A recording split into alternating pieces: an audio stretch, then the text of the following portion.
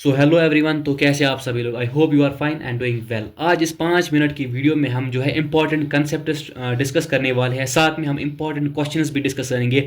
और गाइज ये गारंटी है कि जो हम यहाँ पे पॉइंट्स डिस्कस करेंगे, क्वेश्चंस आपको बोलेंगे, आपके पेपर में कल यही क्वेश्चंस दिखेंगे। और साथ में जो है इंपॉर्टेंट डेट्स वगैरह भी हम डिस्कस करेंगे। अगर हम स्टार्ट करेंगे हिस्ट्री से, पहला chapter rise of nationalism in Europe. तो पहला क्वेश्चन जो आपका बनेगा, ये गारंटी है गाइज यही से बनेगा, that is the idea of la patrie and le citoyen. Simply आप ये याद रखना कि French revolutionaries took some important steps to unite the people. और मतलब वो स्टेप्स क्या थे, सिंपली आप याद रखना यहाँ पे 5 important points. Idea of la patrie and the le citoyen, एक तो ये वाला पॉइंट। और सेकंड वन कि French tricolour flag was replaced, second point. And the third one is new songs and hymns were composed.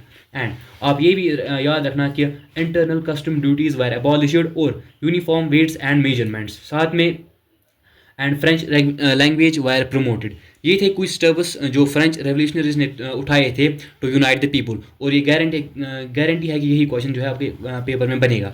और the second जो important concept है यहाँ पे, that is the civil code of 1804। इससे जो है question बन सकता है। यहाँ पे आप देख सकते हैं 5-10 पॉइंट है यहाँ पे, आप जो अपने पेपर में लिख सकते हो। सिंपली पहला है कि एबॉलिश्ड ऑल प्रिविलेजेस। जो नेपोलियन था उसने यहाँ पे जो बर्थ प्रिविलेजेस थे उनको एबॉलिश किया।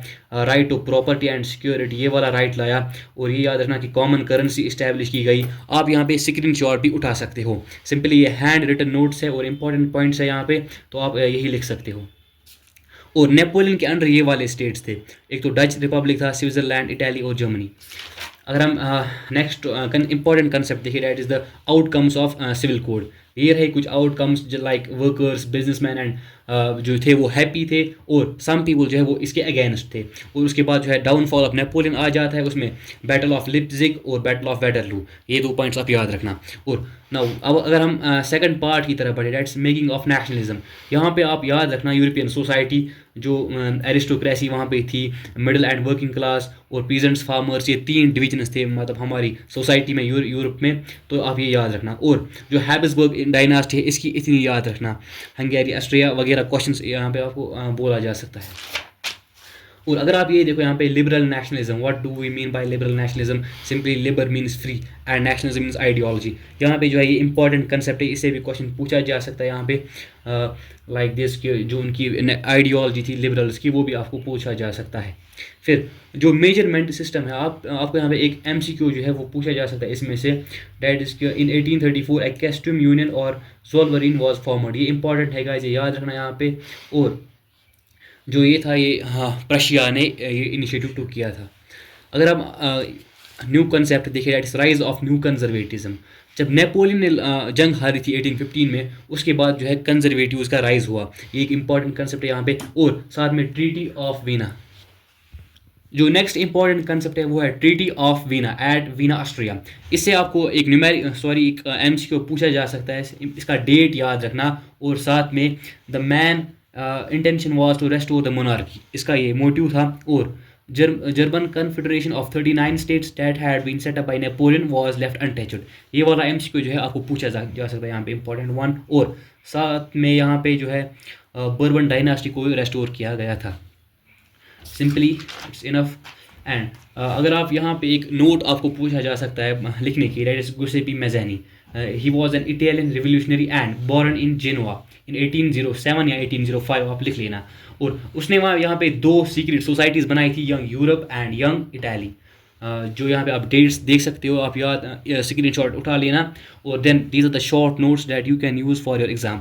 और फिर अगर हम एज ऑफ रेवोल्यूशन देखिए, 1830 टू 1848, यहाँ पे जो है पहला ही एक रेवोल्यूशन हमें दिखता है, dates 1830 in France, July revolution.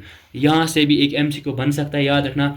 जो है यहाँ पे एक इम्पॉर्टेंट पॉइंट है, ये जो inspired by a struggle in Brussels in Belgium, इससे हुआ था। और साथ में जो है Belgium gets independence from Netherlands, इसी जुलाई रेवोल्यूशन से इंस्पायर होकर बेल्जियम इंडिपेंडेंस हासिल करता है। और उस टाइम जो किंग था फ्रांस में, that was Louis Philippe, and king Charles को जो है रिमूव किया जाता है उस टाइम पे। और next important topic, that's Greek war of independence from 1821 to 1832। और यहाँ पे जो है ग्रीस अंडर ओटोमन एम्पायर था, और यहाँ पे जो है ग्रीक पीपल जो है वो स्ट्रगल करते हैं और इंडिपेंडेंस हासिल करते हैं from the Ottoman empire. And यहाँ पे एक पॉइंट है that's known as English point Lord Byron raised funds for war and also fought, he died in 1824। ये वाला एमसीक्यू आपसे पूछा जा सकता है, याद रखना। एंड इसका डेट 1821 टू 1832 स्टार्ट होता है 1821 में, ये भी पूछा जा सकता है। और ट्रीटी ऑफ कॉन्स्टेंटिनोपल, ये तो गारंटी है गाइस, ये क्वेश्चन आएगा आपके पेपर में। And in 1832 it was passed, इसको साइन किया गया था 1832 में। एंड ग्रीक को रिकॉग्नाइज किया गया था एज इंडिपेंडेंट नेशन। अगर हम फिर रोमांटिक इमेजिनेशन की बात करें, यहाँ पे क्वेश्चंस नहीं बनेंगे एंड डायरेक्टली आप मूव करोगे 1848 रेवोल्यूशन पे।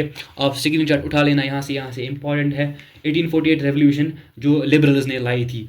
और यहाँ से इंपॉर्टेंट पॉइंट क्या है कि लुइस फिलिपी जो है वो यहाँ से चले जाते हैं, उस टाइम उसको किंग से हटा दिया जाता है। और national workshop setup to provide employment, कुछ जो है कुछ इंपॉर्टेंट स्टेप्स उठाए जाते हैं यहाँ पे, आप ये इंपॉर्टेंट पॉइंट्स याद रखना। एंड उसके बाद अगर हम देखें रेवोल्यूशन ऑफ लिबरल्स, एक तो पहला फ्रांस में आया था 1830 में, and then rest of Europe में भी कई जगह पर आया था, और जर्मनी में भी आया था।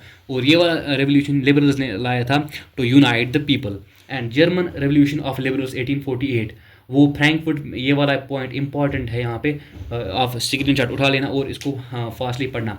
दे मेट एट फ्रैंकफर्ट, वो फ्रैंकफर्ट पे मिले और voted for all national assembly 18 मई 1848, ये डेट इंपॉर्टेंट है यहाँ पे। और कहाँ पे मिले? एसटी पॉल चर्च, ये भी पूछा जाएगा। 831 रिप्रेजेंटेटिव्स वर चूजन, ये भी इंपॉर्टेंट है।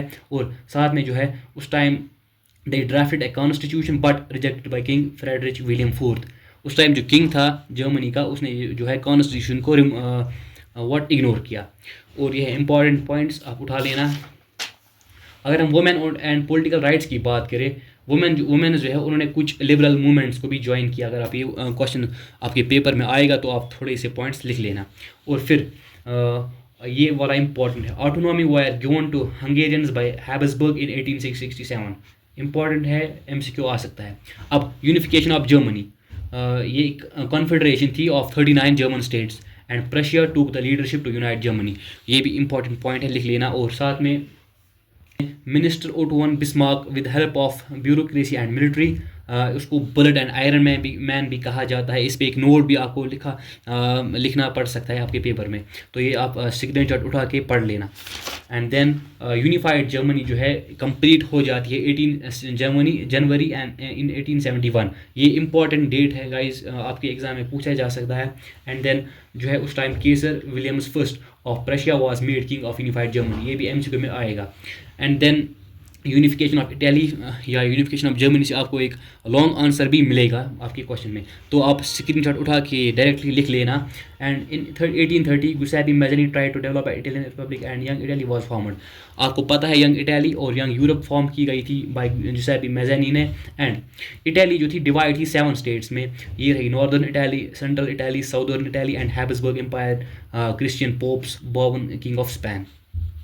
सो द CM एक अकाउंट कैमिलो दी कैवर है, उस पर आपको एक नोट पूछा जा सकता है, तो आप लिख लेना, यहाँ पे इंपॉर्टेंट पॉइंट्स है। एंड देन जो है Sardinia Piedmont defeated Austria with the help of France, ये भी इंपॉर्टेंट पॉइंट है। सर्दिना पिडमाउंट ने डिफीट किया ऑस्ट्रिया को with the help of France, because वहाँ पे एक एग्रीमेंट साइन हुआ था। ये इंपॉर्टेंट आपके लिए नहीं है, लेकिन आप स्क्रीनशॉट उठा के पेस्ट कर देना। उसके बाद कुछ इंपॉर्टेंट पॉइंट्स और डेट्स यहाँ पे है, ये भी उठा के पढ़ लेना। अब यूनिफिकेशन ऑफ ब्रिटेन जो है, ये आपसे क्वेश्चन पूछा जा सकता है यहाँ पे।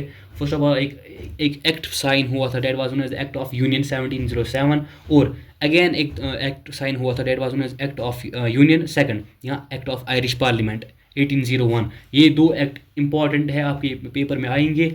और ये रहे कुछ इंपॉर्टेंट पॉइंट्स इसके बारे में। And then visualizing the nation, France कुछ फीमेल एलिगरी मतलब बनाई गई थी, फ्रांस के लिए मैरीना एंड जर्मनी के लिए जर्मनिया, ब्रिटेन के लिए ब्रिटानिया, ये 3 इंपॉर्टेंट है, आप लिख लेना। एंड नेशनलिज्म एंड इंपीरियलिज्म, ये एक स्मॉल टॉपिक है आपके बुक में। तो बाल्कन रीजन वाला टॉपिक यहाँ पे इंपॉर्टेंट पॉइंट्स दिए गए हैं, डायरेक्टली आपके कोई एग्जाम में पूछे जा सकते हैं। मतलब जो बाल्कन पेनिनसुला था, मतलब कौन सी कंट्रीज वहाँ पे थी, Serbia, Albania, Romania, Croatia, Slovenia, Bulgaria and Kosovo extra. Simple यहाँ पे जो है लेट 18th सेंचुरी में जो है नेशनलिज्म राइज होता है। सिंपली कुछ important points. Finally in 1914 Ottoman empire gets out, और हमारा जो है एंड ऑफ ओटोमन एम्पायर हो जाता है 1914 में। ये आपके लिए कुछ इंपॉर्टेंट डेट्स और इंपॉर्टेंट पॉइंट्स है, इससे बाहर आपका पेपर नहीं बनेगा। अगर बनेगा भी कोई तो इसी पेज से बनेगा। सिंपली ये आपके लिए एक गेस है, इससे आप क्वेश्चंस उठा सकते हो। ये इंपॉर्टेंट डेट्स है और इंपॉर्टेंट पॉइंट्स है और इंपॉर्टेंट ऑल इवेंट्स इस पे लिखे हैं। तो इससे आप ये डेट्स उठा लेना और आपके एग्जाम में यही पूछे जाएंगे। और साथ में आपके लिए ये इंपॉर्टेंट क्वेश्चंस है 5 मार्क्स वाले, 3 मार्क्स वाले। सिंपली जो है यूनिफिकेशन ऑफ इटली और यूनिफिकेशन ऑफ जर्मनी। गाइस ये आप पढ़ के ही जाना, जो मैंने आपको अभी दिखाया, स्क्रीनशॉट उठा के जल्दी आप नोट से याद करके जाना। और types of soil discuss one in brief, ये क्वेश्चन आएगा। And 7 political parties, national political parties. और 3 मार्क्स के क्वेश्चन में से salt law, Rowlatt act and the causes of great depression and Britain would agreement. ये क्वेश्चंस आपके important है और गारंटी है कि ये क्वेश्चंस आपके एग्जाम में आएंगे।